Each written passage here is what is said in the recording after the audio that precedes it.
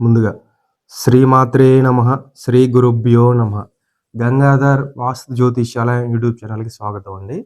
మనం ఈరోజు వాస్తులో చర్చించుకునే టాపిక్ ఏంటంటే, ఇక్కడ చూసే ఉంటారు, పాత గృహాలలోని చెక్క నూతన గృహానికి వాడుకోవచ్చా అంటే, ఇది ఒక అసలు క్వశ్చన్ చెప్పడానికి కూడా చాలా సిల్లీగా ఉంటుందండి. ఎందుకంటే మనం నూతనంగా గృహం నిర్మించుకుంటున్నాం, లక్షలు ఖర్చు పెట్టి నిర్మించుకుంటున్నాం.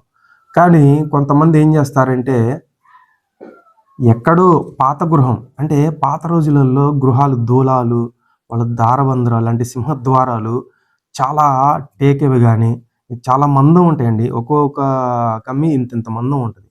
వాళ్ళు కొంతమంది ఏం చేస్తారు అంటే, వాళ్ళు శాస్త్రాన్ని ఫాలో అవుతున్నారు కాబట్టి వాళ్ళు నూతనంగా మళ్ళీ గృహం నిర్మించుకునేటప్పుడు ఆ గృహంలో ఉన్న దారువుల్ని అమ్మేస్తూ ఉంటారు. చాలామంది ఏం చేస్తారంటే, అరే పలానా చోట వాళ్ళు గృహం కూల్చేస్తున్నారు, అందులోని తలుపులు, కిటికీలు, దూలాలు చాలా రేటు తక్కువగా ఫ్రీగా ఇచ్చేస్తున్నారు, లేకపోతే ఎంతో కొంత రేటుకి తక్కువగా ఇచ్చేస్తున్నారు అని చెప్పేసి తెచ్చుకొని వీళ్ళ సొంత గృహాలకు నిర్మించుకుంటూ ఉంటారు. వీళ్ళ మళ్ళీ నూతన గృహమే, పాత గృహాలు అనుకోవద్దు, మళ్ళీ నూతన గృహానికే నిర్మించుకుంటారు. అట్లా నిర్మించుకోకూడదండి. అది చాలా అంటే చాలా పొరపాటు. ఎందుకంటే మనకి ఏం చెప్పారంటే, అన్యవేస్మ స్థితందారు నైవాన్యస్మిన్ ప్రయోజయేత్ అన్నారు. అంటే ఇతరుల గృహాలలో ఉపయోగించిన దారువులని నూతన గృహానికి ఉపయోగించరాదని మనకు శాస్త్రంలో చెప్పారు. ఇంతకన్నా మనకు రుజువు ఇంకోటి ఉండదండి.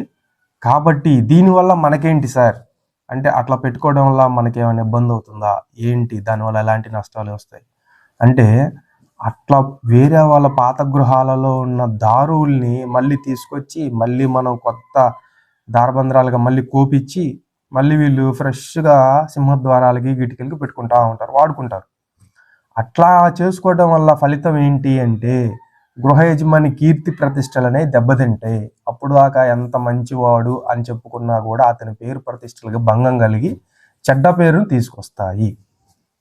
ఇది కాబట్టి దయచేసి గమనించి ఇట్లా ఎవ్వరు చేసుకోవద్దండి. అసలు అట్లా పెట్టకూడదు. ఎందుకంటే పాత గృహం వాళ్ళు కూల్చేస్తున్నారు అంటే ఆ గృహంలో వస్తువులన్నీ జీర్ణం అయిపోయినాయి, శక్తిని కోల్పోయి ఉంటాయి. నువ్వు అట్లాంటి దారువులు తీసుకొచ్చి మళ్ళీ మన నూతన గృహానికి సింహద్వారాలు పెట్టుకున్నావు, ఇంకా కర్రలో శక్తి ఉండదండి. కాబట్టి నూతన గృహానికి నూతనంగా మనం సింహద్వారాలు, దారబంధరాలు, కిటికీలు ప్రతిదీ నూతన చెక్కతో అంటే కొత్తగా మళ్ళీ మనం కొనుక్కొచ్చుకొని పెట్టుకోవాలి. దయచేసి ఈ విషయం అందరు గమనించగలరండి. ఇట్లాంటి పొరపాట్లు దయచేసి ఎవరు కూడా చేయొద్దు. అసలు ఇట్లాంటి ఐడియాస్, థాట్స్ కూడా ఎవరికి రాకూడదండి. కాబట్టి ఈ వీడియో కనుక మీకు నచ్చితే మీ ఫ్రెండ్స్ అండ్ ఫ్యామిలీ మెంబర్స్కి లైక్ చేయండి, షేర్ చేయండి. వాళ్ళకి ఉపయోగపడవచ్చు, ఎవరికైనా ఉపయోగపడుతుంది. ఎందుకంటే ఇట్లాంటి మెంటాలిటీ వాళ్ళు చాలామంది ఉంటారు ఈ రోజుల్లో ఉన్న సమాజంలో. కాబట్టి అట్లాంటి వాళ్ళకి ఉపయోగపడిన ఎవరికొకరికి ఉపయోగపడుతుందండి. మనం నెక్స్ట్ ఇంకో టాపిక్తో ఇంకో వీడియోతో మళ్ళీ కలుద్దామండి. అంతవరకు సెలవు. జై శ్రీరామ్.